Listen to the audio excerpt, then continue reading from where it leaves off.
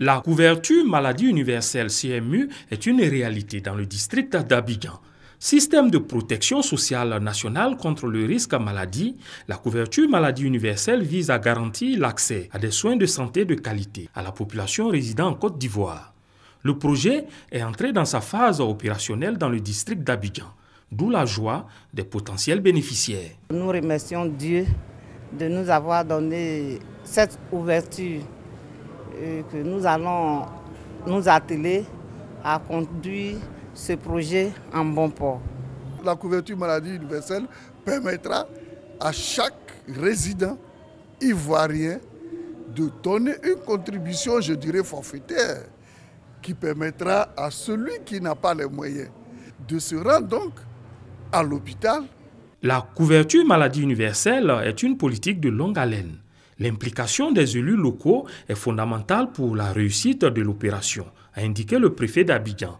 S'agissant du district autonome d'Abidjan, dont le territoire se confond avec celui du département d'Abidjan, nous avons convié ce matin l'ensemble des maires, des secrétaires généraux de mairie, des directeurs régionaux, des sous-préfets, avec bien sûr la présence du gouverneur du district d'Abidjan, avec également la présence des directeurs régionaux des affaires sociales d'Abidjan, pour venir procéder à la restitution du contenu de cette rencontre de Yamoussoukro, mais aussi cette rencontre marque le lancement officiel de l'enrôlement dans le district d'Abidjan.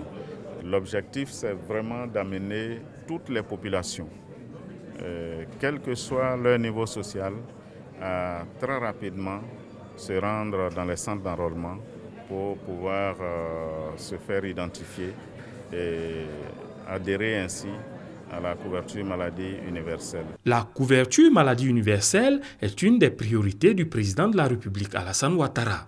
L'opération d'enrôlement vise, à l'échéance 2016, plus de 4 millions de personnes, soit 16,6% de la population.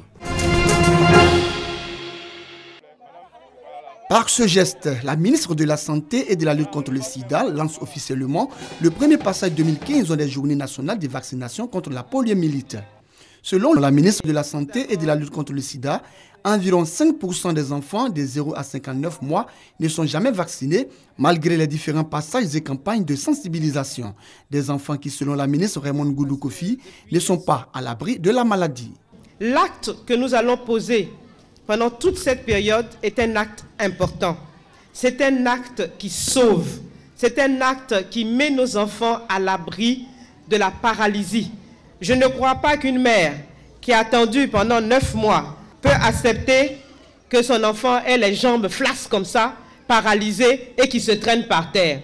Je ne crois pas. Aucune mère, aucun parent ne peut accepter cela. La ministre de la Santé et de la lutte contre le sida a profité de cette cérémonie pour exhorter les populations à réserver aux agents vaccinateurs un bon accueil. Il est important également que les agents vaccinateurs ne soient pas refoulés. C'est pour le bien de nos enfants que nous avons demandé à ces jeunes bénévoles de se joindre à nous pour vacciner partout dans les hameaux, dans les villes, dans les quartiers et aller le plus loin possible pour que nous ayons une majorité d'enfants vaccinés.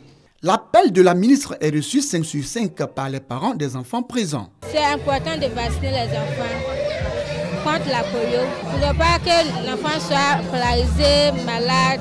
C'est important de faire à les enfants parce que ça gâte pied de les enfants. C'est à cause qu'on est venu pour faire vaccination pour eux. Partenaires au développement, autorités administratives, élus et cadres de la région, chefs religieux et traditionnels ont tous participé au lancement du premier passage 2015 de la lutte contre la poliomyélite. Le Conseil de l'Entente a pour mission, entre autres, de contribuer au renforcement des relations entre les États membres en vue de maintenir entre eux et dans la sous-région ouest-africaine un climat de paix, de sécurité et de solidarité. Le réseau des femmes professionnelles unies du Conseil de l'Entente a décidé d'organiser un concours culinaire. Sont concernés les ressortissants des 5 États membres du Conseil de l'Entente vivant dans les 10 communes du district d'Abidjan. Cette rencontre gastronomique sera un moment de promotion et de revalorisation du riche patrimoine culinaire de la sous-région. Montrer l'entente et la solidarité par la cuisine. Sélectionner les meilleures cuisinières de l'espace et installer la lauréate en vue d'une recommandation pour nos différentes activités. Et enfin, nous entendons à travers cette activité créer des emplois. Il est encourageant de voir qu'une partie de la population se mobilise pour le rapprochement, pour l'entente et pour la paix. Et le Conseil de l'entente a pour objet justement de faire en sorte que les populations des 5 pays et par-delà s'entendent et vivent en paix pour promouvoir le développement dans l'espace. Donc nous soutenons fermement cette initiative du réseau. L'événement se déroule du 18 avril au 20 juin à Abidjan et se décline en 3 phases. En moyenne, 250. L'univers à Camp des Pois à Pézelor est une œuvre du professeur Georges Niagourambois, le père de la drumologie, la science des tam-tam parleurs, décédé en 2002. Ce roman, fruit de longues années de recherches entamées en 1959, a été présenté par un de ses disciples, Bilé Kwao Kwame. À l'occasion de la rencontre culturelle dénommée la Tribune du lecteur, CNPS, les agents de cette structure ont été instruits. Le conférencier, passionné de culture et de spiritualité africaine, a expliqué le sens et l'origine des pois à Pézelor, notamment chez les Akans. L'œuvre, a-t-il expliqué, montre que ces instruments de mesure ne sont pas que des ornements. Ils ont un rôle et une fonction essentielle dans la tradition africaine. Je vais résumer ça en fait dans le symbole du Sankofa. C'est l'image de l'oiseau qui se mord, je veux dire la queue. C'est le retour aux sources. Au cours des échanges, les participants ont montré un réel intérêt pour l'œuvre. Ça nous a permis de connaître les pois, on voyait mais on ne savait pas ce que c'était. Je souhaite que ça soit plus connu. Personnellement, ça m'a mis un peu sur ma faim parce que le domaine initiatique en Afrique qui retarde un peu le développement de l'Afrique. Il y a toujours une certaine initiation qu'il va falloir apprendre pour pouvoir diagnostiquer quelque chose. Cadre d'échange harmonieux à travers la lecture et l'écriture, la tribune du lecteur CNPS est organisée tous les 2 mois au sein de l'entreprise. Objectif, former et encadrer ses membres à la recherche documentaire et à l'écriture. Bien plus que des bâtiments, des symboles. Ces maçons reconstruisent les mausolées détruits à Tombouctou par les djihadistes en 2012. Ils sont chargés de reproduire à l'identique les édifices classés au patrimoine mondial en utilisant des techniques traditionnelles.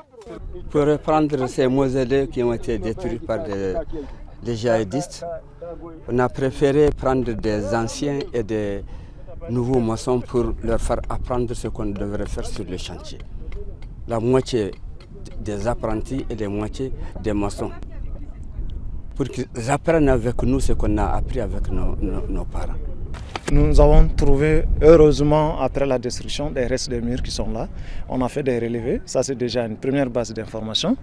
Nous avons des informations à recueillir auprès des populations, auprès de la mission culturelle, auprès de la DNPC, pour avoir les anciennes photos, les documentations auprès des historiens qui sont ici à Tombouctou. À Tombouctou, les islamistes avaient non seulement détruit des mausolées de saints musulmans, mais aussi de précieux manuscrits.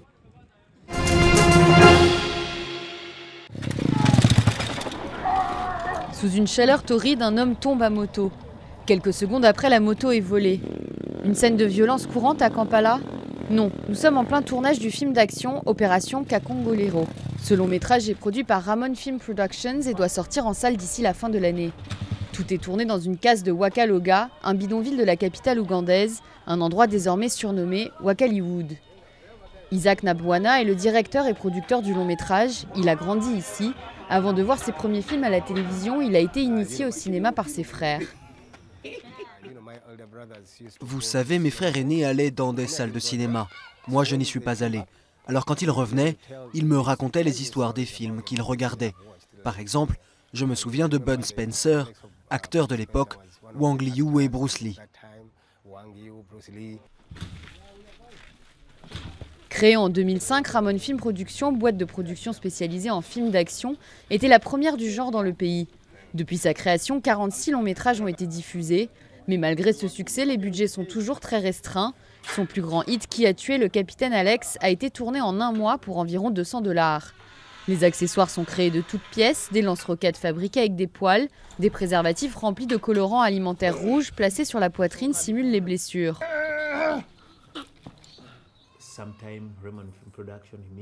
Parfois, Ramon Film Production n'a pas d'armes ou de pistolets. Je peux modifier certaines grenades, c'est un jouet. Mais quand vous êtes dans le film, ça paraît vrai. La bande-annonce mise en ligne sur YouTube a attiré l'œil d'Alan Hoffmanis, un Américain de 45 ans, ancien programmateur d'un centre culturel. L'Américain désormais installé en Ouganda a lancé début mars une campagne de financement participatif sur Internet qui a permis de récolter 13 000 $ en un mois. Il espère que cet argent permettra de financer un vrai studio. Ils ont les mêmes problèmes que les autres, c'est-à-dire l'argent et trouver le temps, des choses comme ça. Mais l'électricité est une lutte constante. Si nous sommes chanceux, nous l'avons pendant 4 jours par semaine. Les ordinateurs, eh bien nous assemblons les ordinateurs avec de vieux ordis qu'on récupère. Ils dureront 3-4 mois et puis ils ne marcheront plus. Tout l'équipement qu'ils construisent, ils le construisent à partir de ferraille. Alan Hoffmanis affirme avoir été contacté par des directeurs de festivals américains majeurs, suscitant l'excitation des acteurs. Isaac, lui, rêve simplement de faire parler de son pays à travers ses films.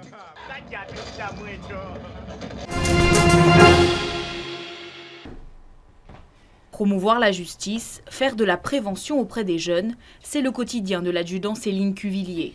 Mais aujourd'hui, la discussion se déroule en langue des signes. Ces 6 adolescents sont malentendants ou sourds et c'est la première fois qu'ils reçoivent ce genre de cours sans l'aide d'un interprète. On se sent d'autant plus utile. On se sent déjà utile avec les entendants, mais là j'ai l'impression vraiment de rendre une justice, en plus une égalité, parce que leur apporter quelque chose qu'on n'apportait qu'aux entendants. Depuis décembre dernier, la brigade d'Arras a décidé de former ses gendarmes à la langue des signes, une première en France. Après seulement 8 semaines de formation, les gestes sont évidemment accompagnés de quelques murmures, mais qu'importe. Les élèves comprennent tout et la dévorent du regard.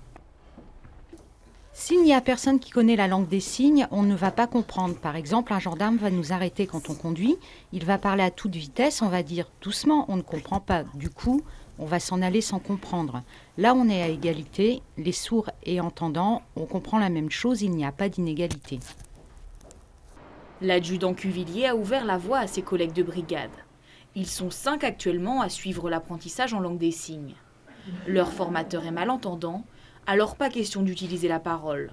Une croix avec les bras pour prison, taper un poing contre l'autre pour punition. Par mimétisme, le langage s'acquiert, mais pas sans difficulté. Pour le cours aujourd'hui, on travaille sur l'expression du visage. Souvent, les entendants oublient ça. Ils se disent c'est bon, mes signes sont corrects. Par contre, l'expression du visage et du corps n'y est pas, donc il faut tout reprendre. En France, 300 000 personnes souffrent d'une surdité profonde ou totale. La langue des signes n'est reconnue comme une langue à part entière que depuis 2005.